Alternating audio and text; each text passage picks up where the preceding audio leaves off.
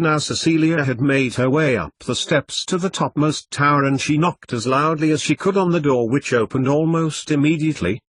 Before her, Dumbledore's office opened out as she had remembered it, and in front of her the wizard himself stood, and to his right, Snape. "Ah, Mrs. Frobisher," said Dumbledore, sitting himself back down in his chair and gesturing to another before the desk. Come in," he added, watching her walk slowly towards them. "I see you are up and about," he added, smiling in her direction, and Cecilia returned it, before smiling to her left at Snape, who nodded in acknowledgement. Then her eye rested on a book on the table. "Mysterious Mythology," confirmed Dumbledore, looking between her and the battered volume. "Remus Lupin's old book. We recaptured it." He gestured towards the tome, and Cecilia took it, gasping aloud at its condition. There was a burn mark directly through its front cover, which had penetrated right through to the back. Many of the edges of the pages were destroyed, as if it had been thrown repeatedly at a hard surface. And, to her further alarm, some of the pages were actually gone, only a charred strip of paper telling the tale that they had once been bound there. She knew there was a name for this effect, Remus had told her. "Why does this happen?" she asked, showing Dumbledore the pages between which others had been destroyed, and the headmaster looked at carefully. "Books do that when they feel in danger, such as in the hands of a very powerful foe. It is a self-preservation mechanism. Biblion Flimore," he added, nodding slowly, "which brings me on to why I asked you to come to see me." "You wish to discuss my work," replied Cecilia cautiously. Dumbledore nodded. "The secrets contained therein need to be revealed to the world. I will not entrust this task to anyone but the very best, and when you return I believe it will not be a vast amount of work for you to complete, even however complicated the research behind the link." He paced back towards his desk, picking up a quill pen and looking at the nib. Cecilia watched him, her brow creasing in incomprehension. "But you have my research notes." "You have them, Severus. The job is done." She turned to Snape, a hint of panic entering her voice. "Indeed, I instructed Dobby to give them to the headmaster," agreed Snape, nodding slightly, and Cecilia turned back to look at Dumbledore. Instead of replying, the wizard gestured his right arm towards the desk and at a pile of what looked like grey ash interspersed with shards of white paper and cotton-backed hardcover. Cecilia felt her heart sink at the thought of all her work destroyed. "Unfortunately and accidentally destroyed in a case of mistaken loyalty, so I am led to believe by a Slytherin student who was concerned for the welfare of our moral studies teacher." As Cecilia opened her mouth to ask for further details, Dumbledore turned and gave her his full attention. "I don't think I actually thought through what I did, Professor," said Cecilia quietly, looking down and shaking her head under Dumbledore's foreboding stare. "No, you were ill-prepared." Dumbledore folded his arms and took a few steps in her direction. "You put yourself and others in danger, which is not a very good start to your first job in the wizard world. But, by happy chance that it seemed to be what was required to overcome Voldemort." Cecilia looked back up and Dumbledore was smiling. "He's gone?" she asked in exclamation, looking between Dumbledore and Snape. "How wonderful!" But Dumbledore shook his head sadly. "He is not defeated, although I believe he has suffered permanent damage. I was able to attack him myself, but only for a short time, leaving him powerless. Yet he is still alive, and that is a worry, but for now the worry is my own." "And if I go home? If I leave to go to the Mole world? I do not want my memory to be erased." "Out of the question," chuckled Dumbledore, smiling at Cecilia. "Indeed, how will my moral studies teacher be able to continue with no recollection of her surroundings? Especially if she were to carry out that and the research into the new potion that is being investigated by Professor Snape. And as much as we tolerate the Ministry, I would not like to have to share the universal link with Cornelius Fudge until I have no other choice, something which he would dearly like to have in his possession." Dumbledore waved a hand over her decimated pile of notebooks and, at once they vanished. Cecilia continued to stare at the empty space where they had been for a few moments. She wanted to work, she knew that. But Remus had to agree. And it couldn't be right now. "I will consider it, Professor, cannot promise anything." Remus and Dumbledore held up a hand. "Indeed," he replied, nodding slightly. "I understand Remus Lupin has organized a place for you both to stay?" Cecilia nodded, ignoring Snape staring at her. "I speak for the Order when I say that we couldn't be happier for the both of you." Cecilia smiled as Dumbledore nodded again. "And I understand you are traveling by train there?" "Tomorrow, yes," nodded Cecilia. "Madame Pomfrey said I was well enough to leave the hospital permanently now," she added cautiously. "Might I say that you are wearing a very beautiful brooch, Cecilia?" Dumbledore continued, nodding in her direction as he handed her the remains of Remus Lupin's copy of Mysterious Mythology. Cecilia said nothing as she took it from him, merely smiled again. At last, she felt that she was being accepted. "Well, if there's nothing else, might I suggest to walk in the Northumbrian countryside before you leave?" added Dumbledore softly. "The mountains are beautiful at this time of year." Cecilia smiled at him as she held the book close and turned, nodding to Snape before looking in the direction of the door. "Should you need anything, Severus and I will be in contact," Dumbledore called as Cecilia opened his office door, and she nodded again before closing the door behind her. Snape and Dumbledore exchanged looks. "The remoteness of her location will be advantageous once the Ministry begin to look for her," said Snape, looking in the direction of the fireplace. "Indeed," replied Dumbledore, following his gaze. "And that two people are so happily in love with one another. I have to admit, I have never met anyone like her before, Severus, and I've met a lot of people," replied Snape, still staring into the fireplace. "She is marvelous. Though I must say, Headmaster, that I believed your judgment to be somewhat myopic." He looked at Dumbledore and away from the hearth. Dumbledore smiled knowingly. "Sometimes people become what you least expect." 88,888,888. It had been 10 days since Cecilia Frobisher had taken the decision to face Voldemort, and she was in her room in the teachers' quarters packing her belongings. The wardrobe, which still stood before the fireplace, rocked back towards the sandstone cornices as Cecilia delved into the back of it, retrieving the last of her clothes. There, she thought as she pulled out a yellow summer dress, the yellow summer dress that she had been forced to wear on her first ever visit to Hogwarts because it was all that was available, the one that went with the lemon-knitted cardigan which had been the item she had thrown behind her just before her hand had alighted on the summer dress. She had got all her things now. There was nothing left in any cupboards or drawers in the room that she had called her home for 8 months in this magical school. Cecilia got to her feet and closed the wardrobe door, looking at the pile of things that she still had to pack. It would never fit in the bags she had, and she scrutinizing the items she wondered what she could safely leave behind, that she wouldn't miss. The summer dress certainly, and the revolting cardigan, 1 or 2 other items of clothes that had been ripped or otherwise ruined. They could go. Cecilia wandered through the jumble of clothes, separating those items that were still acceptable, those which she wouldn't mind wearing if she were to visit her mother and be guaranteed that no comment would pass, and folding them into a pile onto her bed. The science books, ones that she had since she was a teenager and a teacher, where she had added her own personal notes in the margin over the years. Snape might want those, or at least the next Mole Studies teacher. Besides, it would only be if she came back to Hogwarts that she would need them again, and Cecilia paced over to the books, looking over the titles before stacking them neatly onto her desk and writing a note to Dobby instructing the house elf to deliver them to the potions classroom.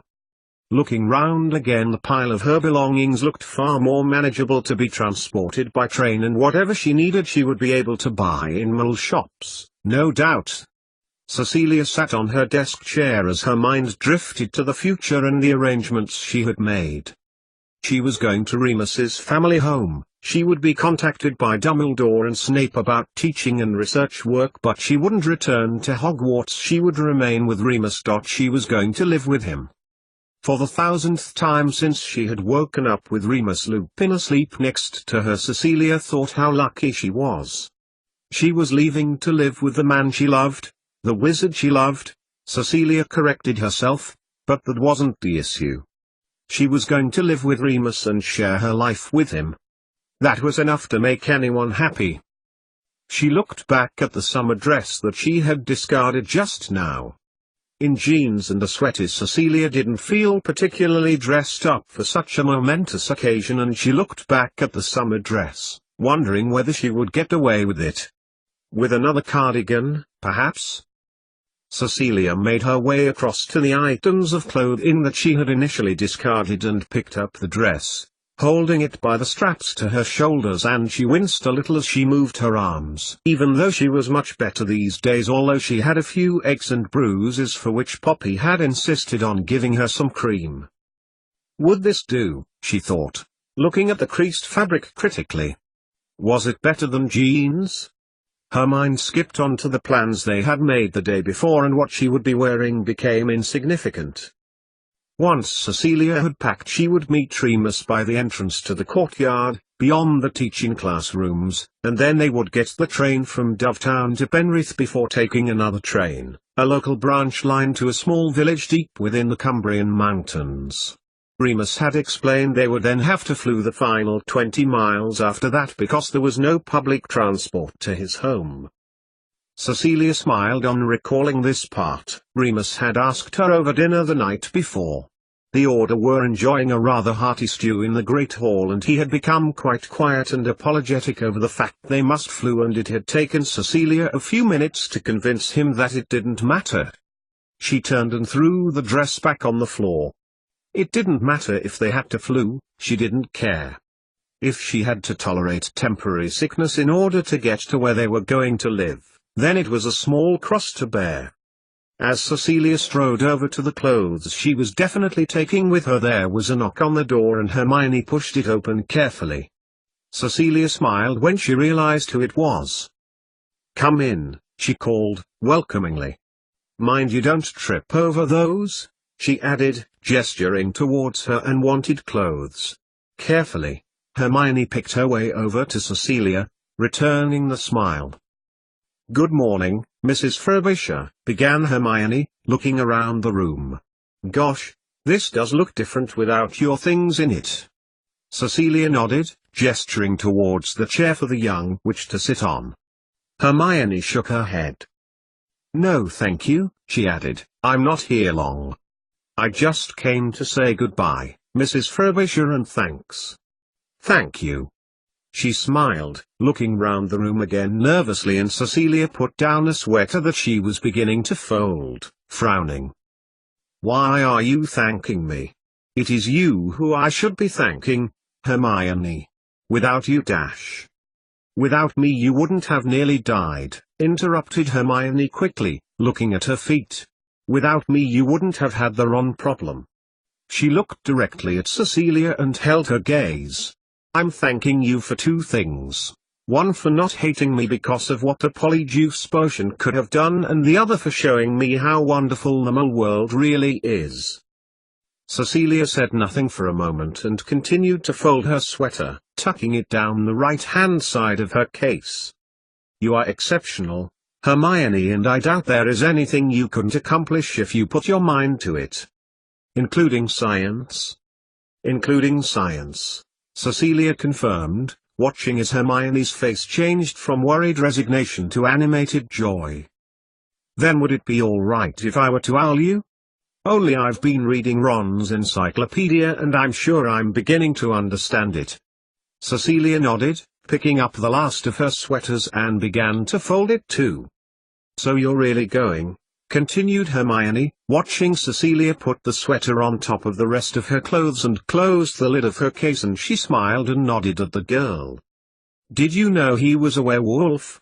asked Cecilia as she zipped it closed, swinging it into an upright position onto the floor.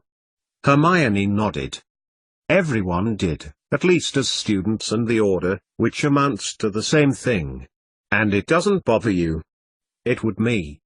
Hermione put her hand to her mouth, realizing she had probably gone too far.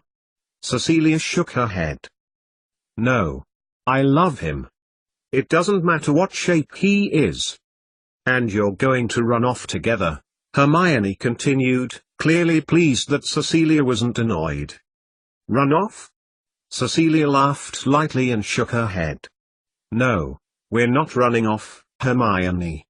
We're not ashamed of our relationship. Cecilia glanced past Hermione as her mind began to drift towards Remus again. I'm so proud of him. Of everything. I just wish I knew more about the Marauders. About Remus when he was younger. About wizards in general. But I suppose that doesn't really matter. She looked back at the girl, who appeared to be taking in everything that Cecilia was saying in awe. No. I'm not ashamed, Hermione.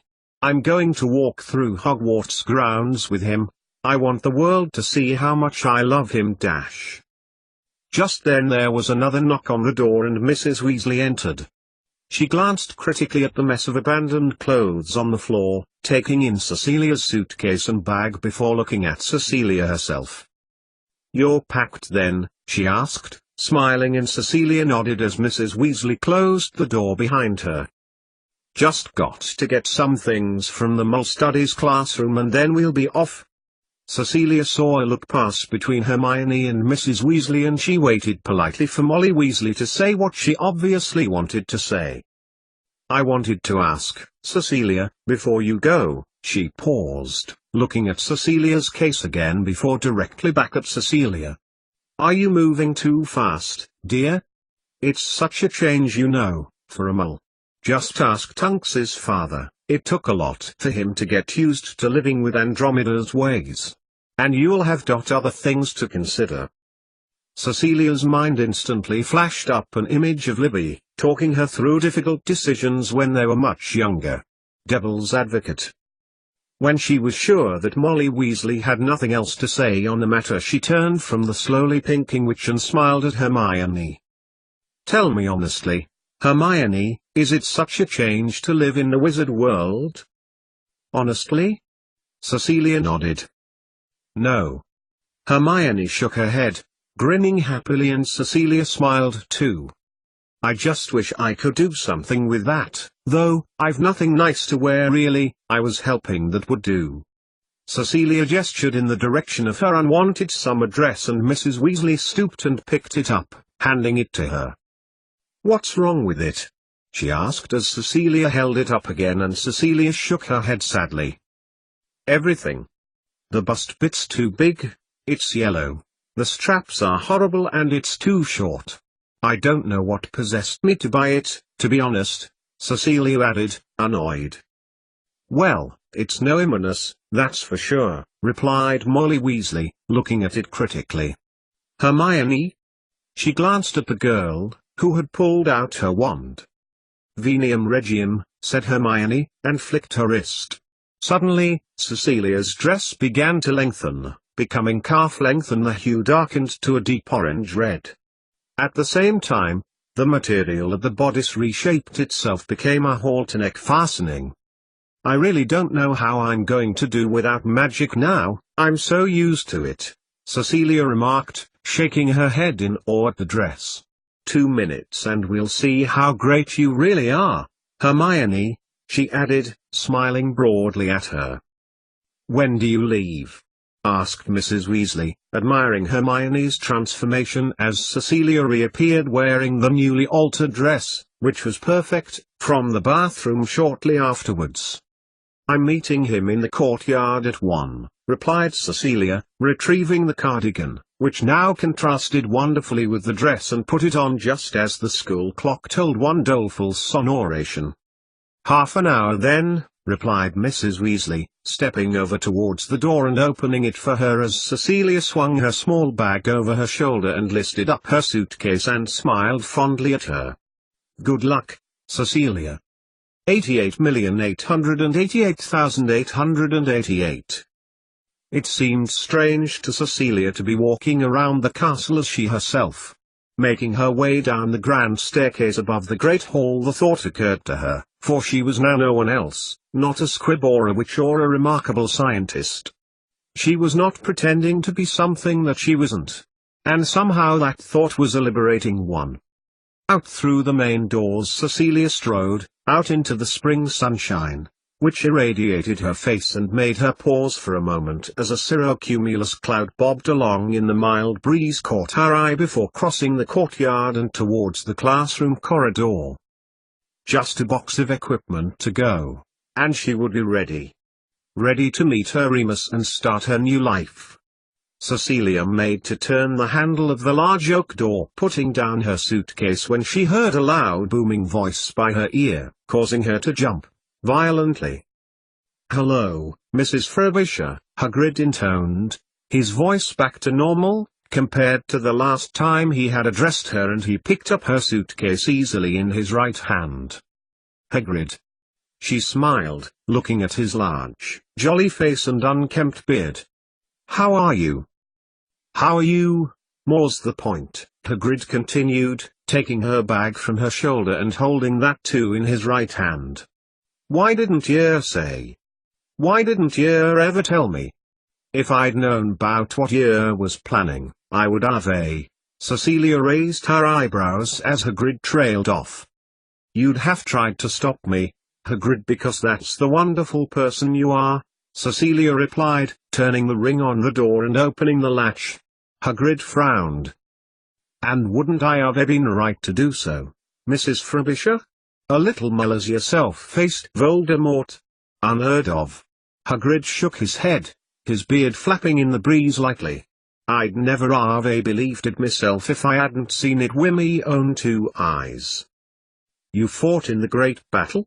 asked Cecilia, surprised. "I thought you weren't allowed to use magic."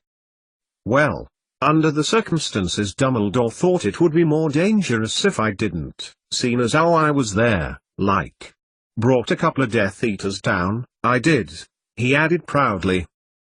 Hagrid then proceeded to tell Cecilia the whole thing, from him seeing her as Snape running past the hut right up until his hunting round the Forbidden Forest, retrieving Death Eaters in the early hours of the morning afterwards from the centaurs as Cecilia made her way to the Mole Studies classroom to collect the equipment that she had thankfully boxed and tied with string earlier that morning. "So you'll be meeting old Lupin in a bit," he added conversationally as he accompanied Cecilia back out into the courtyard. 1 o'clock, said Cecilia, turning towards the archway that led towards the grassy quadrangle which the classroom windows overlooked, and above, Gryffindor Tower. "Thanks for carrying those, Hagrid," she added, feeling a shiver overcome her. "Over there," she pointed a finger towards the fountain as they made their way onto the grass. Hagrid said nothing as Cecilia glanced at him, nodding slightly and smiling. The ornamental fountain that stood in the center of the lawn looked glorious in the spring sunlight, its verdigris coating shimmering prettily. Hagrid swung down her suitcase and bag from his right shoulder onto the grass and placed her string-tied box next to it. Cecilia looked round at the deserted surroundings, at the sandstone-clad buildings, at the stained glass window that had been her place of work for so many months, at the tower where some of the students slept. Some of her students, and a tear welled in her eye. "I'm going to miss being here, all in all," she commented, smiling at the giant, and Hagrid grinned back, bending his knees and lowering himself to her level. "Well, I dunno about anyone else, Mrs. Frobisher, but I'll miss yer. I'm sorry for the assumptions I made of yer, and—" he broke off as Cecilia shook her head. "It's okay," she replied softly before gasping as Hagrid hugged, squeezing her so tightly that Cecilia was sure she would suffocate, and when he finally let her go her face felt so hot that she was sure that she was the same color as her dress. "And he's meeting yer here?" Cecilia nodded, as the spring breeze, bringing the fragrance of early flowers with it, blew her hair around, and she chided herself for choosing to wear it down. "It's a shame I never got to go down to the Forbidden Forest," Cecilia commented as another gusty breeze flitted around. "That's where my car ended up when I came back after Christmas with Severus." "Ah, down with the spiders," replied Hagrid, knowingly. "I seen it. Aragog's family were using it for a nurse, I'm afraid, Mrs. Frobisher," he added, and looked surprised when Cecilia laughed lightly for a moment at the irony. "I for one am glad ye never made it. Otherwise I might have had a bit of explainin' to do to Dumbledore if the centaurs had got to ye first and ye'd been killed. At least it'll be a bit quieter without having to follow ye everywhere and keep ye safe." Cecilia wheeled round in astonishment as the school clock tolled once in the distance. Dumbledore had asked Hagrid to follow her? He nodded guiltily at her. "Even onto the mule trains. Only you gave me the slip in Sheffield. Couldn't keep up with you when you went hike-hitchin'." And to his astonishment, Cecilia began to laugh, louder and harder than before. To think Hagrid following her by train. Looking out for her all these months. "Well, I've got to get on," said Hagrid, smiling at Cecilia and turning towards the stone archway. "Best o' luck," he added, raising a hand and waving in her direction. "Bye, Mrs. Frobisher."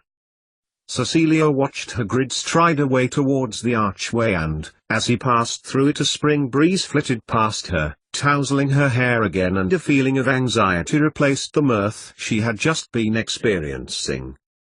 Now as she stood there, alone with her belongings, Cecilia realized that it was past 1 o'clock. And she had a strange feeling that she was being watched. Above, from the window of the Gryffindor Tower, the students, past and present, peered down, watching Cecilia fold her arms against her dress as a brief chill breeze whipped past her once more. "He'll be here in a while," Hermione heard herself say, glancing at Ginny, who was biting her lip in anticipation, and the twins and Ron, who were staring down avidly.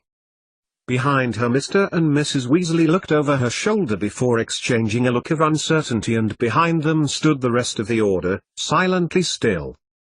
"Yes, he'll be there," said Harry, reassuringly, touching Hermione on the shoulder, before registering one of them turning and dashing towards the portrait hole.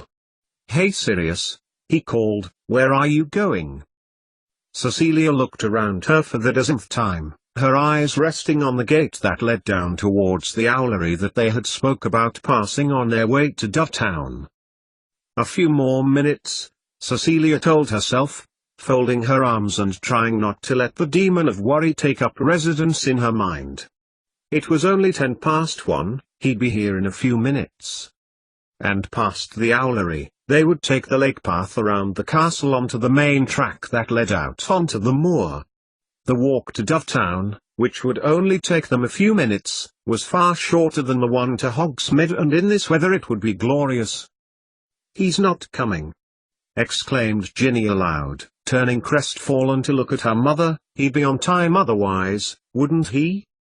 At the same time as Ginny spoke, Cecilia picked up her small handbag that she had put next to her other belongings and reached down to take the handle of her suitcase. "You might be right," said Hermione softly.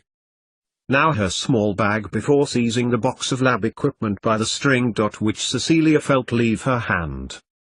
"You're going without me?" Remus, his pale eyes shimmering in the sunlight, smiled softly at Cecilia as she spun round in surprise. Dropping her things, she threw her arms around the surprised wizard's neck, kissing him firmly on the lips, oblivious of the round of applause that was coming from Gryffindor Tower. When she broke off, he kissed Cecilia lightly on the nose before flicking his wand over her belongings, disapparating them. Cecilia smiled, saying nothing, before taking his outstretched hand. From their position, sprinting over through the archway, Harry and Ron watched them walk over the grass towards the gate, and they upped their pace to catch them up. When they realized that they were following, Cecilia and Remus stopped, smiling as they neared. "Thank you," Harry," said Cecilia, smiling at him kindly when they caught up with them. "I've never seen a child be so brave." Harry opened his mouth to say something, but instead turned and grinned at Ron. "We just wanted to say that we couldn't imagine our favorite teacher being with anyone else, Mrs. Frobisher," he added, grinning at Remus. "Why, thank you," said Remus, returning the smile, "and I do appreciate your thinking that I am your favorite teacher." He stopped when Ron and Harry exchanged glances. "No," said Ron, beginning to glow red. "We meant Mrs. Frobisher." Before any of them knew what to say, Cecilia looked past the boys at another figure, also approaching at speed. As Sirius neared, Cecilia felt a nervous twinge in her stomach. Apart from the one brief visit in the hospital, she had not seen Sirius Black since the Shrieking Shack. Yes, she concluded hastily. It was the fact that he had the results of her near-suicide. That she was feeling uneasy and embarrassed. "I couldn't let you leave without apologizing profusely for my actions," began Sirius, looking at Cecilia intently and pushing between Ron and Harry. "It was Harry who showed me the error of my ways, and my friend." Sirius looked at Remus, smiling at him. "Mooney. I am so happy." He stuck out his hand, waiting for Remus to take it and then shaking it firmly before looking at Cecilia. "You look beautiful," he added, leaning towards her and kissing her firmly on the lips. "None of that now," warned Remus jovially, and Sirius broke off. "I know where that can lead." Cecilia began to blush as she glanced at Sirius, noticing Ron and Harry exchange looks. He still had it, she thought before looking back at Remus, "but he's not mine." Especially. Remus paused, looking back at Cecilia before bending a knee. She felt her mouth fall open as he took her hand, stroking the back of it tenderly. "If she consents to be my wife." Together, the three onlookers gasped in surprise. None of them could believe what they were witnessing, none more so than Cecilia herself. She continued to look at Remus, a small smile creeping onto her lips. "Yes," she said softly, looking into his beautiful blue eyes. "Yes, Remus, I will marry you." 88,888,888. Sirius, Harry and Ron strolled slowly back across the lawn once the east gate had closed behind the couple, past the ornamental fountain and towards the archway that led into the courtyard. "Bad luck," said Harry as Sirius glanced back towards the gate. He noticed Harry wink at Ron and began to take an interest in the weather. "Warm, isn't it, for so early in March?" he replied, noticing a smile form across his goddesson's face. "Sorry, what? Cecilia?" He looked at Harry in confusion, shaking his head. "She wasn't my type anyway," added Sirius quickly. Harry said nothing as Sirius strode ahead. He knew his godfather slightly better than Sirius suspected, and he and Ron hurried to catch up with him and they strolled over the cobbles of the courtyard. "I suppose you are free now, and clear of all charges?" Harry added as Sirius opened the main door of the castle. He smiled at Harry softly. "Oh yes. Yes, I am. Now if you'll excuse me, I have some order work to continue with." Harry turned to look at Ron as Sirius made his way towards the Great Hall, noticing his friend's downcast expression.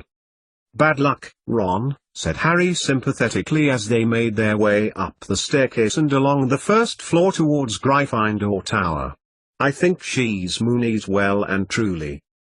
"It doesn't matter," replied Ron as a group of students, past and present, stepped through the gap of the fat lady's portrait. "As it turns out she wasn't my type either," he added, catching Hermione's eye as they neared them. Chapter 26, Epilogue. The news spread rapidly. It began with Ron and Harry, belting their way up the steps towards the Gryffindor common room past Hermione as questioned them about Cecilia and Remus's departure, scurrying after them when they said nothing and chasing them into the boys' dormitory. "You'll never guess." Then, Hermione spoke to Professor McGonagall, who was waiting for her to return from the common room, an appointment booked so long ago that the old witch believed that the girl may have forgotten, as she outlined extension work for Hermione before dismissing her almost an hour later. She added, "Remus proposed to Cecilia," which was overheard by Ginny Weasley, who had been passing by McGonagall's office on the ground floor and heard Hermione's words float through the part-open door like butterflies on a summer's day. Who then headed directly to an empty classroom and seized a piece of parchment and a quill, dashing off a letter furiously to her mother before racing single-mindedly to the owlery. And upon receiving the owl from her daughter no less than 3 hours later flew to her husband and demanded that Tonks be brought to his fireplace. "What?" asked the witch, her hair blending between 3 different shades of blue. "No. I can't believe it. Ginny just owled me." Well, good for them. And, later that afternoon, when she appeared in the fire before Dumbledore and Snape with an urgent message concerning the whereabouts of the last missing Death Eaters, imparted the information as causally as she could into the conversation. "What did she say?" asked Dumbledore, smiling serenely. "She said yes," grinned back Tonks. "Which is great, don't you think?" In the green flames her head nodded fervently, showing her approval. "I certainly do. Well, this is a cause for celebration," he continued, glancing at Snape and noting the slight crease furrow further into his brow.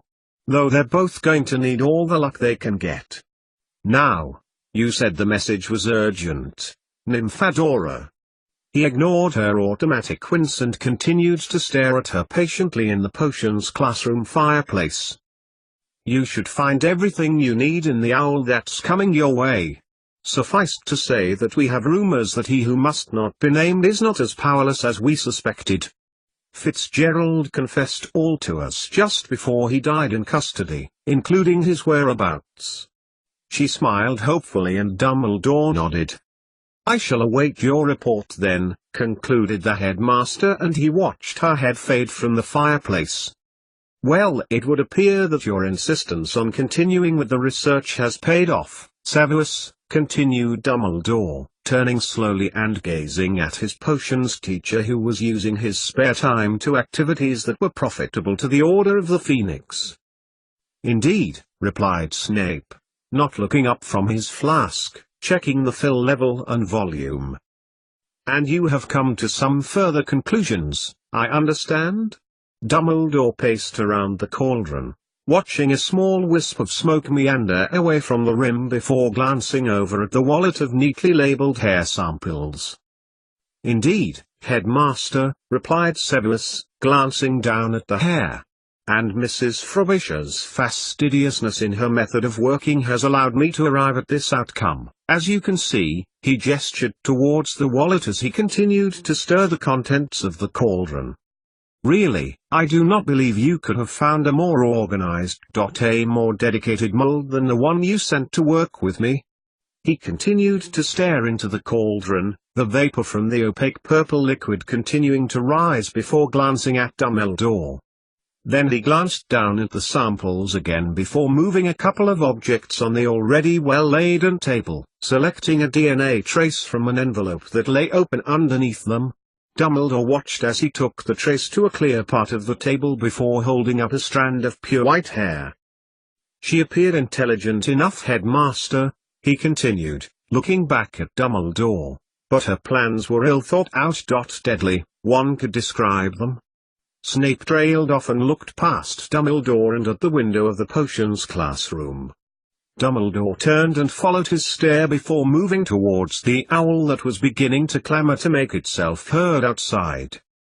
Taking the letter it was carrying before tickling it affectionately on the top of its head, Dumbledore closed the window and paced back towards Snape, scrutinizing its contents.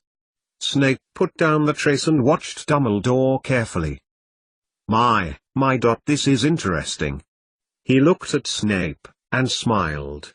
"So it would seem my effort is about to begin again in order to find you a mole research partner, if Mrs. Frobisher is unsuitable, Severus." "What?" Snape looked unmoved in Dumbledore's direction. "Excuse me, Headmaster. I am not sure what you mean." "Your work is now complete, I am given to understand." Dumbledore looked at Snape inquiringly, and Snape nodded in confirmation. "It is. The power in wizard blood is the key, as Mrs. Frobisher described. And I believe that our working relationship more than makes up for any inadequacies she may possess," he added quickly. "That is to say, we would gain very little if you were to seek another mole who does not understand this as she does." A fraction of a second passed between Dumbledore and Snape before the headmaster folded the letter he had just received and nodded his head lightly. "Then it looks like you are back in business, Severus. This time he will be stronger, have no doubt about it. He will have recalled his followers, and he knows what weapons we do possess." Dumbledore approached the table and looked at the contents of the cauldron that Snape was beginning to stir again. "How likely is it that he will attempt to harness mole power for his own, Severus, as you described to me?" "We cannot afford to rule it out, Headmaster," Snape replied, glancing at Dumbledore again. "He has spoken of it before, however he lacks the necessary aptitude to extract the relevant understanding. At present." Dumbledore nodded before looking from the potion to the DNA trace that was labeled Petunia Dursley DNA, picking it up. Then he glanced over the others in the collection, considering them thoughtfully before returning his gaze to Snape. "In that case, what I will require from you both, as I assume you are happy to work with Mrs. Frobisher once more," Snape nodded, "is for you to accumulate, sort and categorize the information gathered by the Order, both from accounts of happenings during the battle and subsequent information, so that we can use it in his pursuit. In addition to this, to work on further potions that should enable our advantage in any future encounters with the enemy, with the understanding we have about the universal link. The work must be done swiftly, Severus, to give us the best possible chance of victory. Would you like me to contact Lupin and hasten her return, due to the urgency you stress?" Dumbledore looked at Snape, and a couple of unspoken words passed between them. "No." Dumbledore shook his head, smiling a little. "I think they deserve a couple of days together, Severus, after all." He put down the trace in his hand and glanced down at the wallet of hair samples, reading their labels. They'll have enough difficulties of their own to overcome now." "Very well," replied Snape as Dumbledore made his way towards the door, and he nodded towards Dumbledore as he left. Work with Cecilia Frobisher indeed, thought Snape as he picked up the white hair strand again and the DNA trace, holding them up towards the light that cascaded through the stained glass of the potions classroom. What a preposterous notion! Precisely how could he work with a mole? It was totally out of the question. "Oh, Severus." Dumbledore was standing at the door of the classroom again, looking in his direction and smiling serenely. "If you would be so good as to prepare some more potion that was prepared for Harry, both base and match, I would be most obliged. As quickly as possible, please." "You are still required at the Ministry?" Dumbledore nodded. "Certainly, Headmaster." He continued to stare at Dumbledore, who acknowledged him with another small smile. "Was there something else, Severus? Something on your mind, perhaps?" "She should return immediately, Headmaster, if we are to complete this work." Dumbledore stepped back inside the potions classroom and closed the door. "Indeed, and to us it would seem wise to suggest it, however we rushed her before, with near catastrophic results. No.